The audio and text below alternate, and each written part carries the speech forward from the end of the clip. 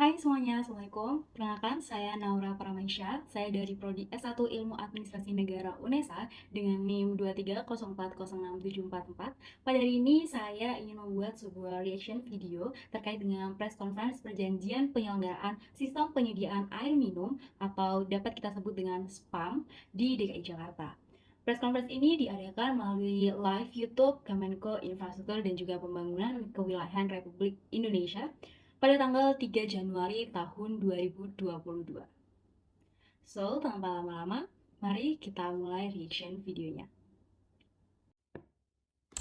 Menteri PUPR, Menteri Dalam Negeri, dan Gubernur DKI Jakarta mengenai inisiatif antara pemerintah pusat bersama dengan Pemprov DKI Jakarta untuk menyusun proyek inisiatif sistem penyediaan air minum atau SPAM. Air dari dalam tanah yang berpengaruh pada kondisi permukaan.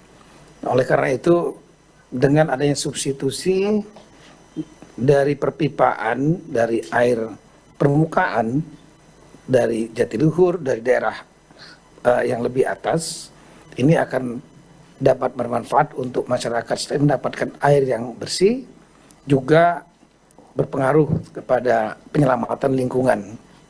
Oke, dari video press conference yang telah kita lihat tadi, yang pertama disampaikan oleh Menteri Koordinator Bidang Kemaritiman dan Investasi yang dilanjutkan oleh Menteri PUPR, Menteri Dalam Negeri, serta Gubernur Provinsi DKI Jakarta.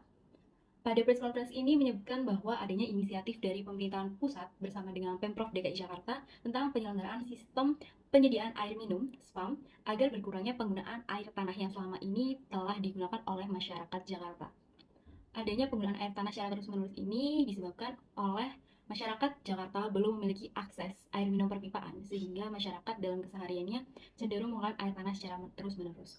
Adanya penggunaan air tanah secara terus-menerus ini memiliki dampak yang sangat buruk, yakni penurunan muka tanah secara cepat. Maka dari itu, pemerintah pun segera untuk mencari solusi bagaimana agar masyarakat di Jakarta memiliki akses air minum yang berkualitas. Pemerintah memiliki target bahwa pada tahun 2030, Kementerian PUPR bersama dengan Pemprov DKI Jakarta sudah harus mampu menyediakan suplai tambahan infrastruktur distribusi perpipaan baru dan juga akses penuh layanan air minum di DKI Jakarta.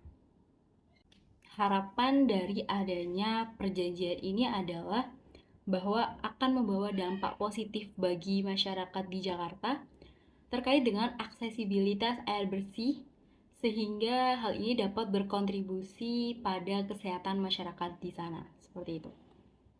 Namun dalam video ini saya lihat adanya tantangan dari penyelenggaraan kebijakan ini, yakni keterbatasan dana yang disediakan oleh pemerintah, sehingga mungkin dapat dilakukan solusi dengan cara berkolaborasi dengan sektor swasta agar masalah pembiayaan proyek ini dapat segera teratasi dengan baik, sehingga target yang telah ditetapkan yakni pada tahun 2030 tentang infrastruktur distribusi perpipaan baru serta akses penuh layanan air minum bagi masyarakat dapat segera terpenuhi. Seperti itu. Mengingat kalau dari video press conference dilaksanakan pada tahun 2022, maka hanya membutuhkan waktu 8 tahun saja.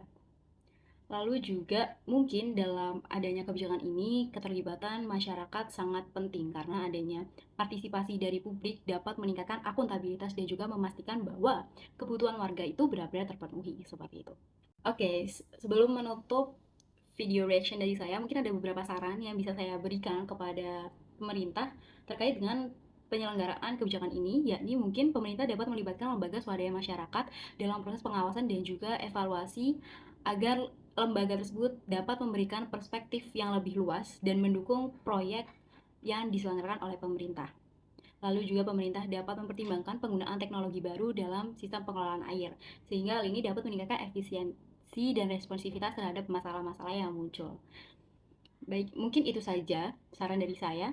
Saya tutup video ini dan sampai jumpa di video lain. Wassalamualaikum warahmatullahi wabarakatuh.